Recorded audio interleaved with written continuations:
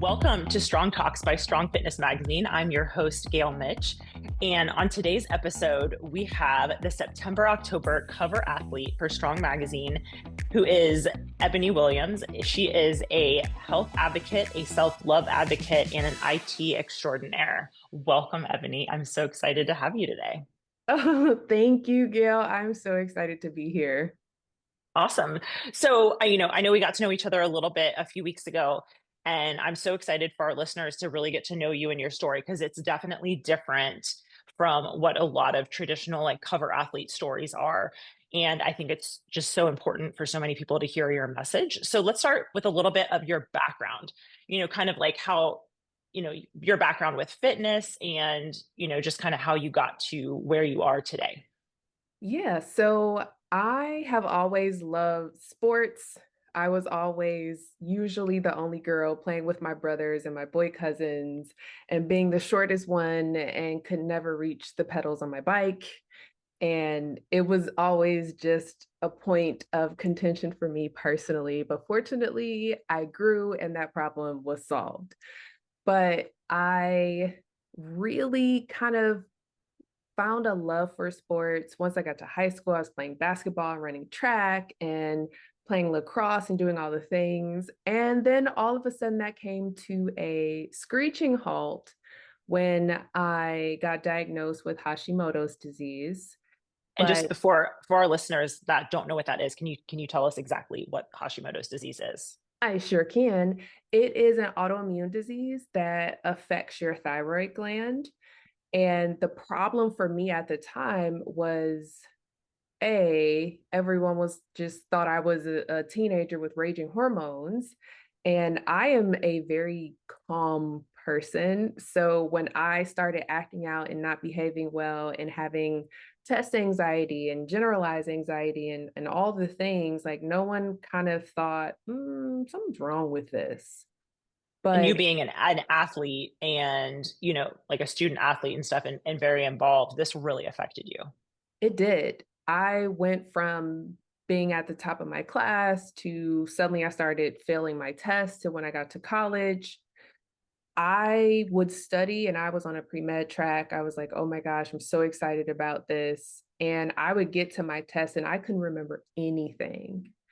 And I was running track at the time too, but the problem was my heart was being impacted at the time. So I couldn't climb stairs. I could barely catch my breath. I couldn't remember anything. I had awful dizzy spells And and none of this was explained. Nobody could tell you none what of was it. happening. None of it.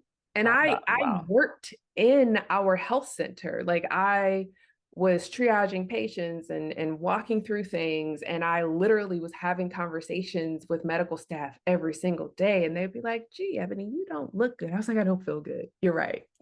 I feel like Thank crap. you for noticing. Right. Yes. Anything you want to do for me? Can you help me out here?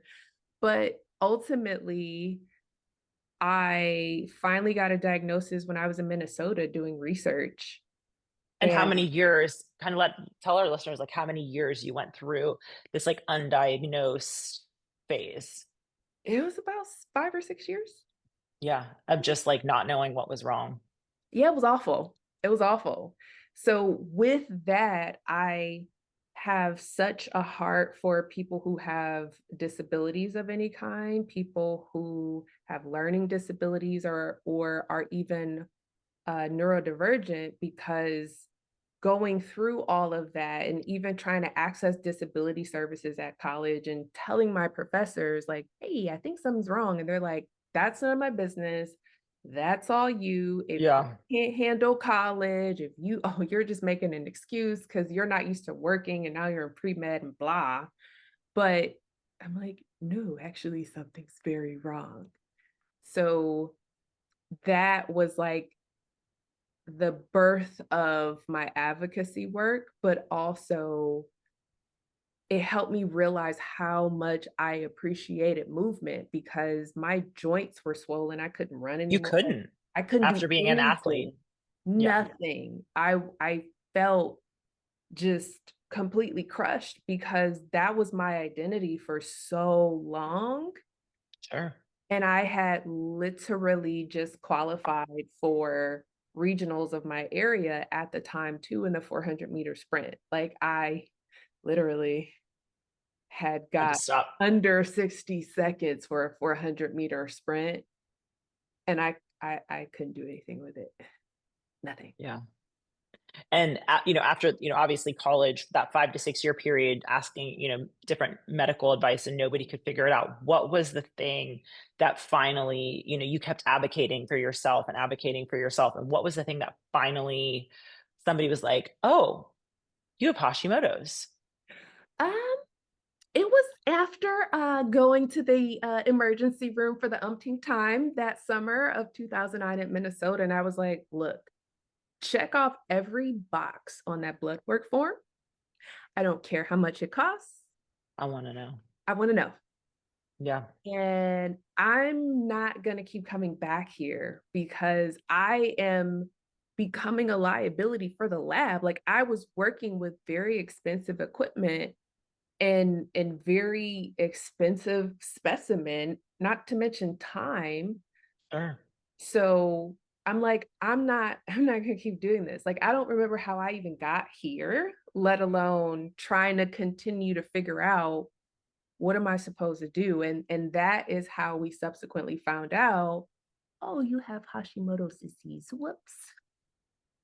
Yeah, and that had just but I think what our listeners need to understand is that you had been years trying to tell people that something was wrong, and people kept saying, "Nope, everything's fine. Nope, everything's fine," until you get specific testing by a actual person who can diagnose those specific things, and Correct. how important that is. And then your experience since then. So now, okay, they've diagnosed you with Hashimoto's disease. They've figured out what medications and things to get your thyroid on track. What happens now? What's that part of the journey?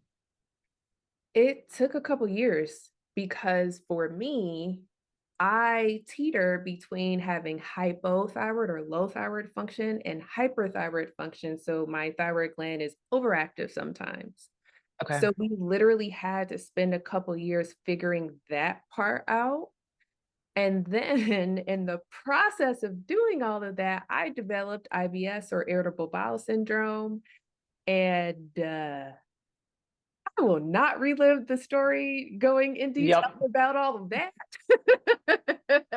But that was a messy journey. But Sure. that also played a role in my medication management as well. So I literally had to completely strip down my food. I had to go on an elimination diet. I was meeting with a GI doc, my endocrinologist, my primary care. I had to go see a cardiologist because we're like, what the heck? Like my body literally did like a factory reset in that Okay. period. Oh, and I was also getting frequent urinary tract infections too. Forgot that part. So yeah, So it's been fun. sure. And after, you were able to figure all of the things out, I know you were eventually able to bring movement back into your life. How did Yeah. that come back for you? Because and I think it's important to say that because I think so many people can relate to undiagnosed symptoms and feeling like they can't move, whether they have joint pain or swelling or a doctor told them not to for whatever reason. And having unwanted body fat, not Mhm. because they're necessarily doing anything unhealthy, just because they Right. cannot exercise the way they want to or eat the foods they want to eat. But then how important it is to continue to advocate for yourself and get back to that. And I think that is part of the journey that's like so admirable that you kept fighting and fighting. It's like, you loved movement. So tell us how you got back to that. Yeah, it was it was very scary. And I'm smiling too because I was in constant communication with my doctors and somehow I also had like high blood pressure and high cholesterol at the time. I'm like, bro, I'm 20 something years old at the time. Or These lab stats look like I'm an 80 something year old woman. And I'm like, I'm also teetering on becoming pre-diabetic, and I know that also runs in my family. So I need to do something. I Right. have to do something. Like it's not okay for me to all of a sudden be put on five other medications Yes. because we're not really looking at the big picture about Right. what I should do and how I can help myself. And I remember going into my endocrinologist office, and a fun fact about me is I really love eggs. And I told my endocrinologist, I was like, look, we're talking about cholesterol, but I know that this is a source of protein for me and the fats and all that stuff that I can have right now. Right. But I'm kind of getting sick of eggs and I'm ready to do something else because you're looking at my cholesterol and so am I. And I'm like, I really want to start walking. Can I at least walk? And she's like, yes. I said, okay, great. Here's what I want to do. I've gone to the cardiologist, I've gotten clearance. I would like to start the process of walking. And I also want to do just gentle stretching and maybe swimming. Is that okay with you? And she's like, I'm okay with that. Those are activities that are going to be okay for your joints. Let's do it. Okay, great. So I literally just started walking. Even if it was walking around my apartment for 10 minutes at a time, 3 to 5 times a day, that's what I did. And then I started taking the stairs at work more often. And then I slowly started to build my endurance up for that by like doing box steps and really like easing my way into split squats and lunges, but I had to gauge where I was because after a couple of months, I'm like, all right, I'll try a personal trainer. Oh, yeah. I was ready to throat chop that person. First, because when I went to see them, they're like, oh, I'm going to get you off all your medication. I was like, excuse me? Um, I will not die. your I not will die. your scope of practice, first of all. No. Let's I, stay I, within our scope of practice. I was like, let's rewind. Um, do you say to all of your potential clients? Because if so, you should probably not do that. You shouldn't do that. That person was obviously uneducated in endocrinology because they are a personal trainer, not an endocrinologist or a Okay. heart doctor, Okay. um, even an internal medicine doctor. But we really do need to be very careful of, even as personal trainers or what we need to stay within our scope of practice. And I think it's so Always. important to be like, if somebody is stepping outside of their scope of practice and you see that red flag, to say thank you very much and leave. Yes, As and that's yes, exactly what I did. That's exactly what yes. I did. I was like, we're not doing this. And I ended up working with a woman trainer, and she was amazing. Like, I talked to her and I said, look, Crystal was her name, loved her down. I said, I have Hashimoto's disease. My joints can't take it sometimes. I'm like, today I might be able to do all the things. And tomorrow, the most you might get from me is stretching. So I need you to understand that while I would love to be strong and get back into it, I can't push myself because I will literally push myself into a thyroid storm. And I like you, but I don't like you enough to do that to myself because that means I'll be in bed for 2 weeks. So it was really that give and take, and we started off with just body weight exercises. And then I think after about a month and a half, I started like 5 to 10 pound weights. And then I slowly progressed, slowly added some cardio activity into that. But she would see very quickly, like one What day I this think I almost tripped over a box or something. She was like, okay, girl, let's sit down. Are you getting dizzy? I was like, yep. And so I would say too, when you are working with someone, you want someone that is tuned in and dialed in with you. Yes, absolutely. Because Absolutely. if you're seeing someone in person, for example, and they're not paying attention, both of you can end up in a situation. But even if you're working with someone online, which I have, it's You still need to be in communication constantly. literally I would tell her all the time, I can't do this exercise. Can we sub it? I need you to look at my form. Even though I have the background and the education to evaluate my form, it's still nice to have an Right. outside person look, Yes. because you might have blind spots and it's totally appropriate. And so she was getting sick of me. I was like, look at this. Is this all right? Do you see that? Yeah. Do you see what I see? Yes. Because I thought that was 90 degrees. It's more like 72. And she's Yeah. like, Ebony, I can't stand you. I was like, what? I'm just I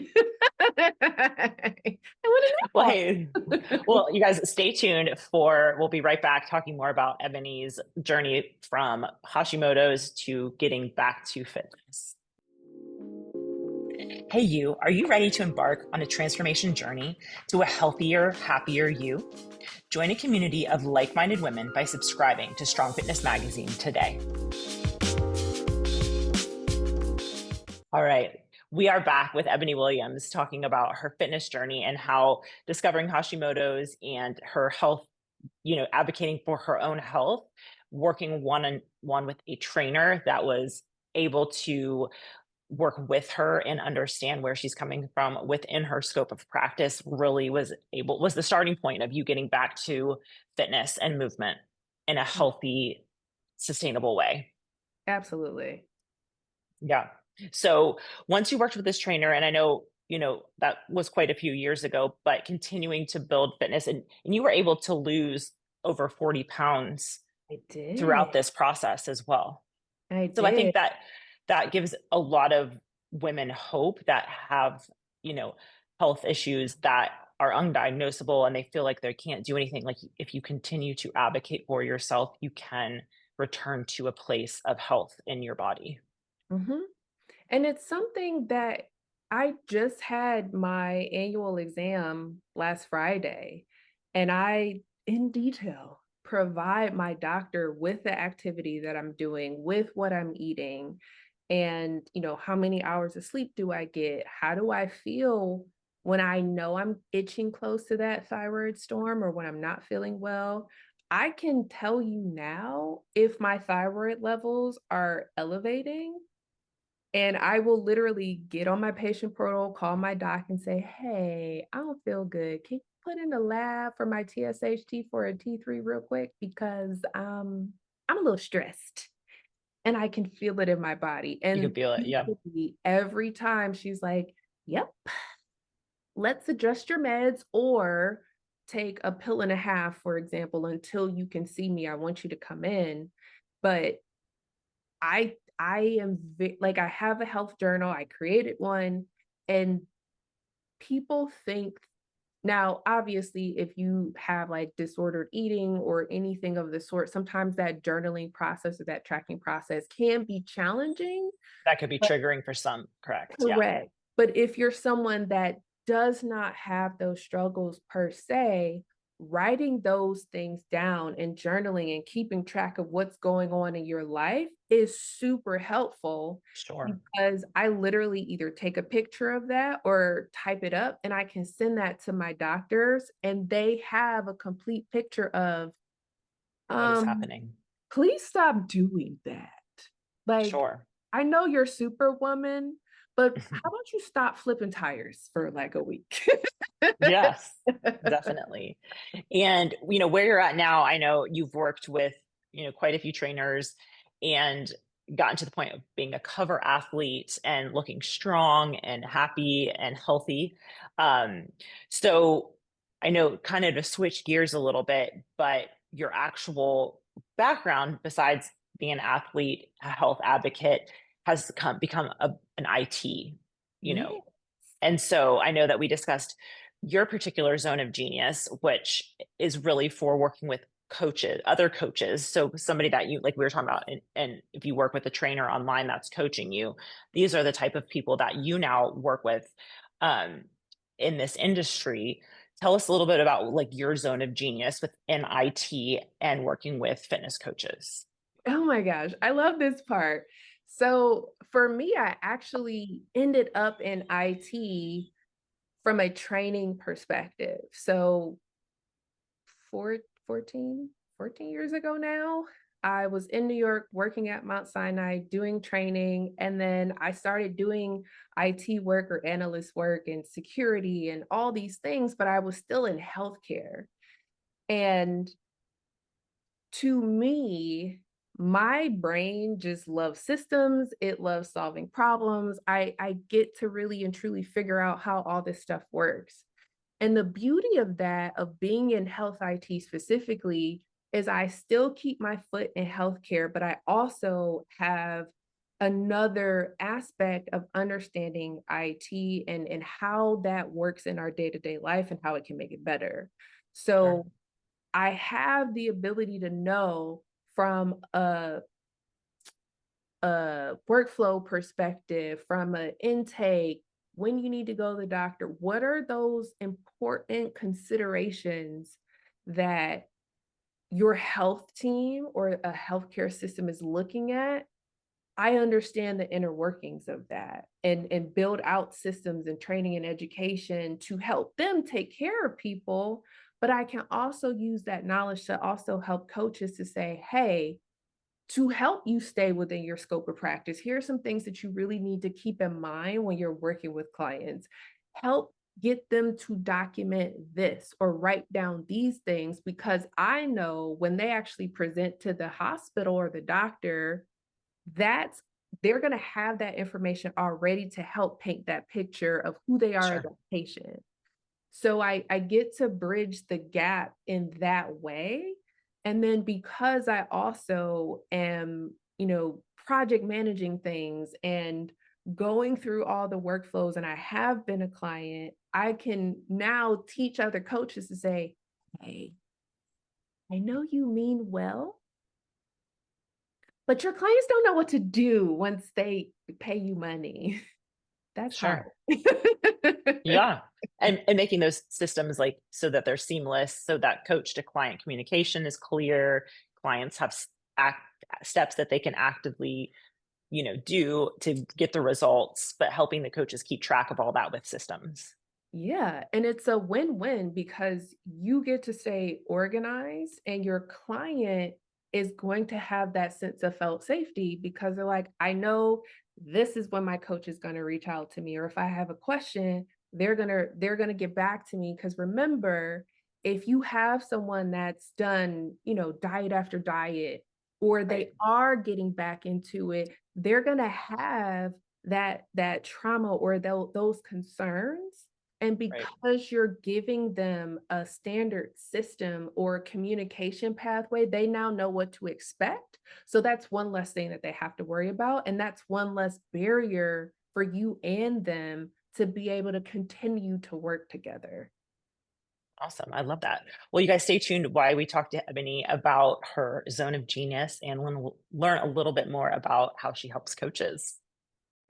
Have you been killing it in the gym and would love to appear in the pages of Strong Fitness Magazine? Contact us through our website, strongfitnessmag.com. We'd love to hear from you. All right, welcome back. We're here with Ebony Williams discussing her journey from athlete and finding out of the thyroid disorder, Hashimoto's, and some other health issues, becoming an advocate for herself, and also now helping other people advocate for themselves. And like you said, you've dealt with trainers that said, "Oh, I can help you get off your medicines." And it's like, no. And I know that we discussed also, being really careful about the marketing bull crap that's out there, the marketing BS, where it's like, hey, take this supplement, it'll balance your hormones. Take this thing, it'll help your thyroid. And it's like, no, that is Mm. all marketing. And how can we, as women that are being targeted with these things, stay clear of wasting our hard-earned money on something saying, "Oh yeah, this herbal supplement is going to help your thyroid." It's like, no, you need to go to an endocrinologist. You need to have specific blood work taken. There's no over-the-counter supplements that are helping anybody's hormones, Mm, thyroids. That mm. is not a thing. No, no, no, and But we no. see a lot of that, unfortunately. It's a ton of it, and I just saw an ad for cortisol lowering flip-flops. What? Oh, it's just they, when people have and I've been in those situations too where there's unexplained health issues, we are so desperate to have something that works that we fall prey to these things Yep, and really remembering that no, there is no over the counter, there is no flip flop or piece of food that you can eat to fix some of these issues and to not spend or fall for these things. I know it's a huge thing. it is, and I do want to also say, if that has happened to you, there's no shame in that, it's happened No. to all of us. Yeah, because you get to that place where you're just desperate for something to help. I bought these, like, bracelets or something that was supposed to help with my nausea. It was it was bad. It was real bad. I'm pretty sure a lot of folks on the New York subway train can also tell you that that was bad. That was a bad idea for me as well. But this is why it's so important for coaches to remember too. You Yes. also play the role as an advocate to help your client. And it's nothing wrong with doing a quick Google search to say, okay, first of all, what? Like, what are you talking about? Let me just familiarize myself with what Understand. you're talking Yeah, about. Let me make sure I understand the condition that you may have as well. And then that's when I'm gonna say, okay, I did a little research about this.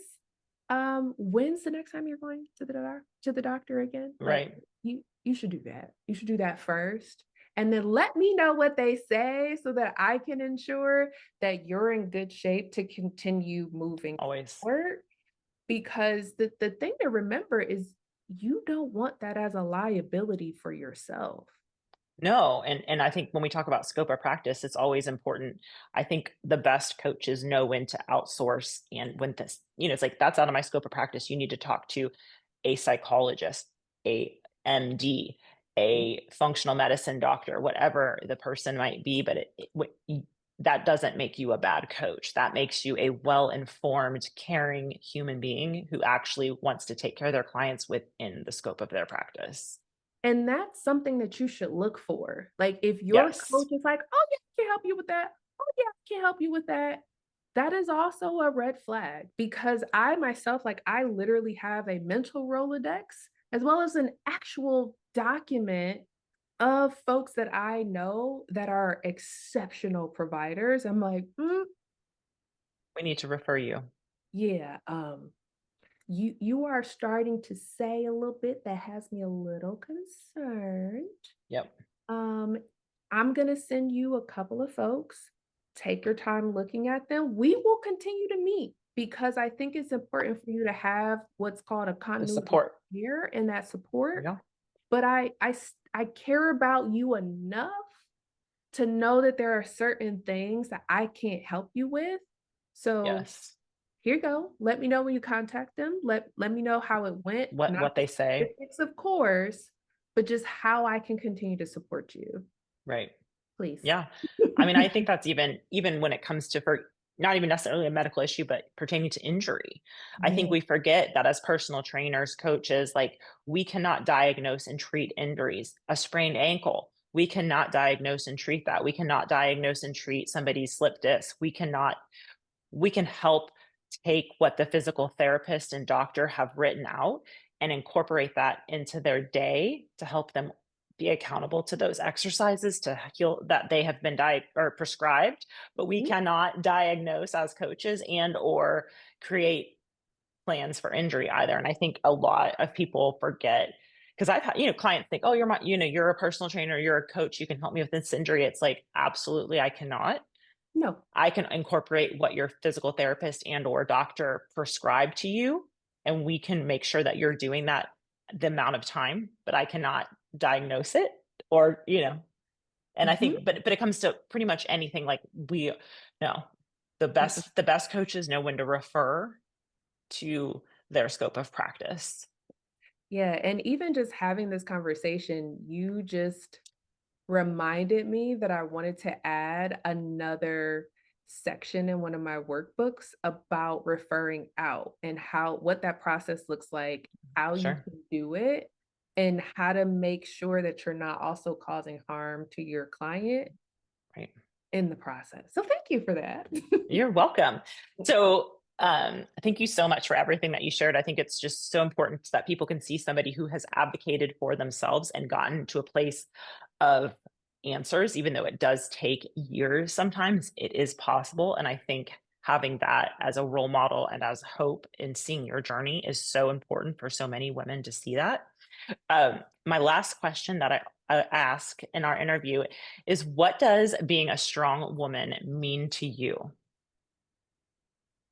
Love this question because it changes with the season. It does.